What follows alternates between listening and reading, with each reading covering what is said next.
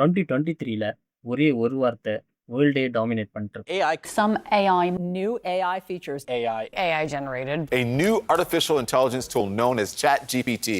ChatGPT, Gemini, Claude இந்த மாதிரி எல்லாருமே ஒரே விஷயத்தை தான் சொல்றாங்க. ஏஐ எல்லாத்தோட ஜாப்ஸையும் எடுத்துரும், ஹியூமன்ஸை ரீப்ளேஸ் பண்ணிடும். எந்த ஒரு கம்பெனிஸ்க்கும் எம்ப்ளாயிஸ் தேவையில்லை, ஏஐ வச்சு எல்லாத்தையும் முடிச்சுக்குவாங்க. 2024ல இருந்த ஒரு கம்பெனி ஒரு டிசிஷன் எடுத்தாங்க. இந்த கம்பெனியில் கஸ்டமர் சப்போர்ட்டில் ஒர்க் பண்ணிட்டு இருந்த கிட்டத்தட்ட 150 எம்ப்ளாயிஸை அவங்க லே ஆஃப் பண்ணாங்க. இதுக்கு அவங்க ஏஐ உங்களையோட பெட்டராகவும் ஃபாஸ்டராகவும் ப்ரிசைஸாகவும் வேலை செய்யும்னு சொல்லிட்டு ஒரு காரணத்தை சொன்னாங்க. லிங்க்டின்ல எக்ஸ்பர்ட்ஸ், யூடியூப்ல இன்ஃப்ளூயன்சர்ஸ், நியூஸ் சேனல்ஸ் இந்த மாதிரி எல்லா இடத்துலையும் இந்த ஒரே விஷயத்தை தான் திரும்ப திரும்ப சொல்லிக்கிட்டே இருந்தாங்க. ஏஐ தான் ஃப்யூச்சர். ஆனால் இப்போ 2026ல் நடக்கிறதே வேற. இப்போ லே ஆஃப் பண்ண அதே கம்பெனிஸ் அதே ரோலுக்கு அதே எம்ப்ளாயிஸை திரும்பியும் ஹையர் பண்ணிட்டு இருக்காங்க. ஆனால் இப்போ அவங்களுக்கே சேலரியில் 35% அதிகமாக கொடுத்து அவங்கள ஹையர் பண்ணுறாங்க. ஏஐ தான் டே டு டே பவர்ஃபுல் ஆகிட்டே இருக்குது. அதோடைய காஸ்ட் கம்மியாயிட்டு அது சீப் ஆகிக்கிட்டே இருக்குது. அப்புறம் ஏன் இந்த கம்பெனிஸ் எல்லாம் ஏஐயை விட்டுட்டு மறுபடியும் எம்ப்ளாயிஸை ஹையர் பண்ண ஆரம்பிச்சாங்க அப்படின்னு சொல்லிட்டு ஒரு கேள்வி உங்களுக்குள்ள வருதா? அதுதான் இந்த story, the great AI boomerang.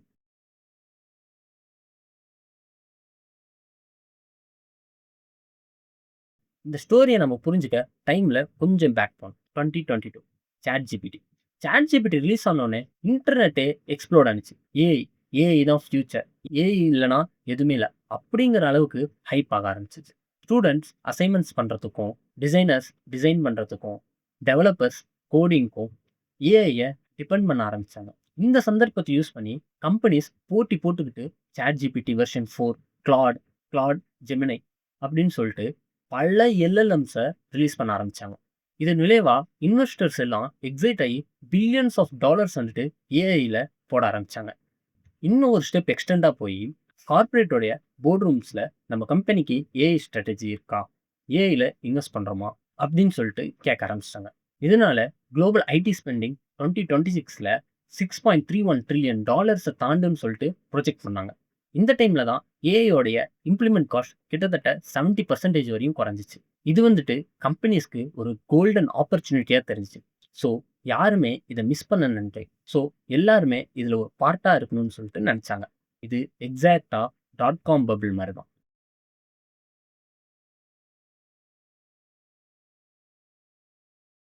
Board ரூமில் போடுற கணக்குப்படி பார்த்தா எம்ப்ளாயி கொடுக்குற சேலரி மட்டும் இல்லாமல் PF, insurance, office, laptop, training அப்படின்னு சொல்லிட்டு இது எல்லாமே சேர்த்துனா இது ஏஐ காஸ்ட்டோட டபுள் மடங்கு இருக்குது. ஆனால் ஏஐ ஹியூமன்ஸ் மாதிரி இல்லாமல் 24/7 ஒர்க் பண்ணும். லீவ் கேட்காது, சிக் லீவ் கிடையாது, அதே மாதிரி எந்த ஒரு யூனியனும் ஆரம்பிக்காது, ப்ராப்ளமே இருக்காது, மெயினாக இன்க்ரிமெண்ட் கேட்காது. ஸோ இந்த மாதிரி எந்த ப்ராப்ளமும் இல்லாதனால நம்ம எதுக்கு ஹியூமன்ஸ்க்கு பே பண்ணணும் அப்படின்னு சொல்லிட்டு எல்லா கம்பெனிஸும் ஏஐக்கு அடாப்ட் ஆக ஆரம்பித்தாங்க. ஏஐயை அடாப்ட் பண்ண ஆரம்பித்ததுனால ஹியூமனோடைய ஒர்க் ஃபோர்ஸை கம்மி பண்ணிட்டாங்க. டெலிஃபோனிகா இவங்க டெலிகாம் இண்டஸ்ட்ரியோடைய ஒரு பிக்கஸ்ட் ஜெயிண்ட். இவங்க ஏஐயை இம்ப்ளிமெண்ட் பண்ணதுனால அவங்களுடைய ஒரு கஸ்டமர் இன்ட்ராக்ஷன் காஸ்ட் 3.50 இருந்து 0.35 வரையும் குறைஞ்சது. அதே மாதிரி ஹலோ ஃப்ரெஷோடைய $12 million annual support cost $1.8 million குறைஞ்சிச்சு. இந்த நம்பர்ஸ் எல்லாம் பார்த்தா ரொம்ப இன்ட்ரெஸ்டிங்காக தானே இருக்குது. ஸோ ஹியூமனை ரீப்ளேஸ்மெண்ட்டு ஏஐ யூஸ் பண்ணுறது தான் கம்பெனிஸ்க்கு ஒரு பெட்டர் ஆப்ஷன் அப்படின்னு சொல்லிட்டு நினைப்போம். ஆனால் இங்கே தான் ஸ்டோரியில் ஒரு ட்விஸ்டே இருக்குது. இதை நம்ம புரிஞ்சுக்க இந்த இடத்துல நம்ம ஒரு பேசிக் எக்கனாமிக் லெசன் பார்ப்போம். சாதாரணமாக ஒரு சாஃப்ட்வேருக்கு நம்ம சிங்கிள் டைம் பேமெண்ட் பண்ணி அந்த சாஃப்ட்வேரோடைய லைசன்ஸை பை பண்ணிக்குவோம். ஆனால் ஏஐ அந்த மாதிரி ஒர்க் ஆகுது. ஏஐ வந்துட்டு யூசேஜ் பேஸ்டு பில்லிங் சிஸ்டம். அதாவது ஏஐ நம்ம எந்த அளவுக்கு யூஸ் பண்ணுறோமோ அந்த அளவுக்கு நம்ம டோக்கன்ஸை பர்ன் பண்ணணும். டோக்கன்னா என்னன்னா, நம்ம ஏஐ கிட்ட ஒவ்வொரு கொஷினையும் கேட்குறப்ப அந்த கொஷினில் இருக்க ஒவ்வொரு வேர்டும் கவுண்ட் ஆகி அது டோக்கனாக கன்வெர்ட் ஆகும். அதே மாதிரி ஏஐ நமக்கு ரெஸ்பான்ஸ் கொடுக்குறப்பையும் அதில் இருக்கிற ஒவ்வொரு வேர்டுக்கும் டோக்கன் கனெக்ட் பண்ணி நமக்கு டோக்கன்ஸ் பர்ன் ஆகும். ஒரு $2 ஏஐ query ஹியூமன் ஒர்க் ஃபோர்ஸில் 3 minutes 2 secondsக்கு ஈக்குவலண்ட். இதை கேட்குறப்ப ஏஐ காஸ்ட் சீப்பாக தெரியுது. ஆனால் என்டர்பிரைஸ் லெவலில் சுச்சுவேஷனே வேறு. இமேஜின் ஒரு எம்ப்ளாய் 8 ஹவர்ஸ்க்கு ஒர்க் பண்ணுறாரு. ஆனால் ஏஐ வந்துட்டு 24/7 ஒர்க் பண்ணும். தௌசண்ட்ஸ் ஆஃப் டிரான்சாக்ஷன்ஸ் பண்ணும், தௌசண்ட்ஸ் ஆஃப் கோட் லைன்ஸ் எழுதும், டேட்டாபேஸ் queries-அ ரிவ்யூ பண்ணும். ஸோ இதுக்கு எல்லாத்துக்குமே டோக்கன் பர்ன் ஆகும். இன்னொரு ஷாக்கிங்கான ஃபேக்ட் என்னன்னா, ஏஐ அவுட்புட்டை வெரிஃபை பண்ணுறதுக்கு, அக்யூரேசியை செக் பண்ணுறதுக்கு பேக் அண்ட் அவுட்புட்டை விட 10 மடங்கு டோக்கன்ஸ் யூஸ் பண்ணுதுன்னு சொல்லிட்டு மைக்ரோசாஃப்டோடைய ஒரு ரிப்போர்ட் சொல்லுது. கம்பெனிஸில் எம்ப்ளாயீஸ் ஏஐ யூஸ் பண்ணுறது ஒரு ஸ்டேட்டஸ் சிம்பிளாக பார்க்க ஆரம்பிச்சாங்க. ரீசெண்டாக எடுத்த சர்வேயில் கூகுளில் இன்டர்னல் ஏஐ யூசேஜ் ஒவ்வொரு வருஷமும் 7 மடங்கு அதிகமாகிக்கிட்டே போகுது. கூகுளோட எம்ப்ளாயீஸ் வெதர் செக் பண்ணுறதுக்கும், மெயில் டிராஃப்ட் பண்ணுறதுக்கும் ப்ரீமியம் ஏஐ மாடல்ஸை யூஸ் பண்ண ஆரம்பித்தாங்க. இந்த மாதம் ஒரு அன்னேம்டு கம்பெனி ஏஐக்கு மட்டும் ஒரே மாதத்தில் ஆக்சிடென்டலாக $500 மில்லியன் செலவு பண்ணியிருக்காங்க. ஊபர் தன்னுடைய 2026 மொத்த ஏஐ பட்ஜெட்டையும் அதோடைய Q1லேயே முழுசாக கிளாட் கோடை வச்சு தீர்த்துட்டாங்க.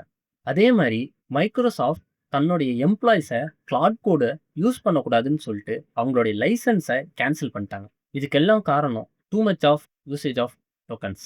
எம்ப்ளாயிஸ்க்கு ப்ரெடிக்டபிள் சேலரி, ஆனால் ஏஐக்கு அன்பிரெடிக்டபிள் க்ளவுட் பில்.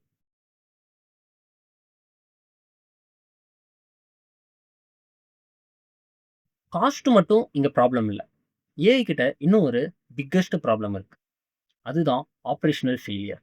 சோஷியல் மீடியாலலாம் சொல்கிற மாதிரி ஏஐ பெர்ஃபெக்ட் கிடையாது. சோஷியல் மீடியாவில் காமிக்கிற டெமோஸ் வேணால் பெர்ஃபெக்டாக இருக்கலாம். ரியல் லைஃப்பில் ஏஐ எப்பயுமே பெர்ஃபெக்ட் கிடையாது.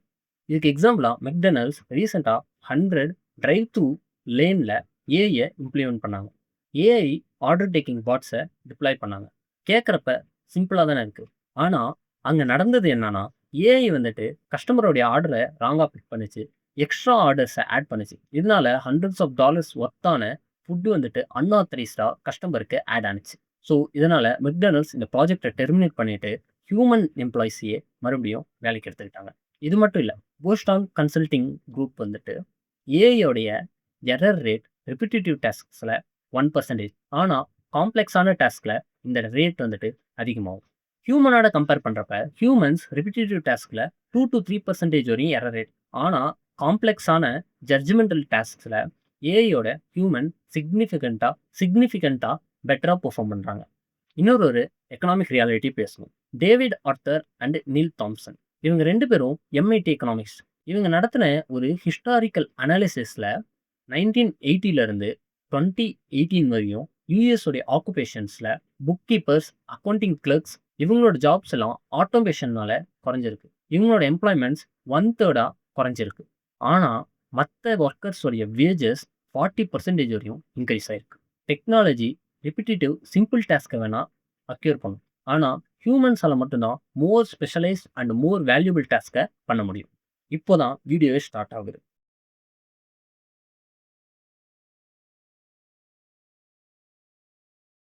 த கிரேட் ஏஐ பூமராங். கம்பெனிஸ் எல்லாம் ஏஐ எம்ப்ளாயிஸை ரீப்ளேஸ் பண்ணும், எம்ப்ளாயிஸோடைய டாஸ்க்கை பண்ணிடும் அப்படின்னு சொல்லிட்டு எம்ப்ளாயிஸை ரிமூவ் பண்ணாங்க. ஆனால் எம்ப்ளாயிஸ் கிட்ட இருக்க பல விஷயம் ஏஐஸ் கிட்ட இல்லை. அதுதான் critical knowledge, customer relationship, decision making, problem solving, intuitional memory. ஒரு எம்ப்ளாய் ஒர்க்கை மட்டும் பண்ணுறது கிடையாது, அவர் கம்பெனியோடைய நாலேஜை கேரி பண்ணிக்கிட்டு ஒரு டாஸ்க்கை கம்ப்ளீட் பண்ணுறாருன்னு சொல்லிட்டு அதை ரீப்ளேஸ் பண்ணுறதுக்கு இன்னிய வரையும் எந்த மாடலும் கிடையாது. கரியர் மைண்ட் ஏஐ ட்ரிவன் லே ஆஃபை எக்ஸிக்யூட் பண்ண 600 HR ப்ரொஃபஷனல்ஸை சர்வே பண்ணதில் 70% ஆஃப் ஆர்கனைசேஷன்ஸ்க்கு ஏஐனால ஃபினான்ஷியலாக எந்த ஒரு ப்ராஃபிட்டும் இல்லைன்னு சொல்லிட்டு சொல்லியிருக்காங்க. லே ஆஃப் பண்ணப்போ சேவ் பண்ண மணி ஆட்டோமேட்டிக்காக ரீஹையரிங் மூலியமாகவும் க்ளவுட் கம்ப்யூட்டருடைய காஸ்டிங் மூலியமாகவும் டேலி ஆயிடுச்சுன்னு சொல்லிட்டு சொல்லியிருக்காங்க. லே ஆஃபில் என்ட்ரி லெவல் லே ஆஃப் 31.5%, அதே mid level lay off 15.6%. 40% of hiring managers AI கிட்ட எந்த ஒரு பிஸ்னஸ் கான்டெக்ஸ்ட்டும் இல்லை, ஸோ நாங்கள் அதனால மறுபடியும் ரீஹையரிங் பண்ணுறோம் அப்படின்னு சொல்லிட்டு சொல்லியிருக்காங்க. IBM, சேல்ஸ்ஃபோர்ஸ், அமேசான், மெட்டா இது எல்லாமே ஒரே பேட்டர்னை தான் ஃபாலோ பண்ணுறாங்க. ஏஐக்காக lay off, operational failure, hiring. இதனால திரும்பி வர ஒர்க்கர்ஸ் 20 to 35% சேலரி ஹைக்கை டிமாண்ட் பண்ணுறாங்க. $5,500 இருந்த சேலரி இப்போது $7,500 மாறி இருக்கு. இதுக்கு காரணம் என்ன? மார்க்கெட்டில் டேலண்ட் ஷார்ட்டேஜாக இருக்கிறது. இப்போது மார்க்கெட்டுக்கு சிங்கிள் ஸ்கில் மாஸ்டரி பண்ண ஆள் தேவையில்லை, ஹைப்ரிட் ப்ரொஃபஷனல் தான் தேவை. அவங்களுக்கு ஏஐ மேனேஜ் பண்ண தெரியணும், ஏஐ கூட கொலாபரேட் பண்ணி ஒர்க் பண்ண தெரியணும், ஏஐயை டீபக் பண்ண தெரியணும். ஸோ இந்த ஸ்கில் செட் இருக்கவங்கள கம்பெனி ஒரு வேல்யூபிளான அசெட்டாக பார்க்குது. ஒரே வரியில் சிம்பிளாக சொல்லணும்னா, பணம் சேவ் பண்ணுறதுக்காக கம்பெனிஸ் எம்ப்ளாயீஸை ஃபயர் பண்ணாங்க.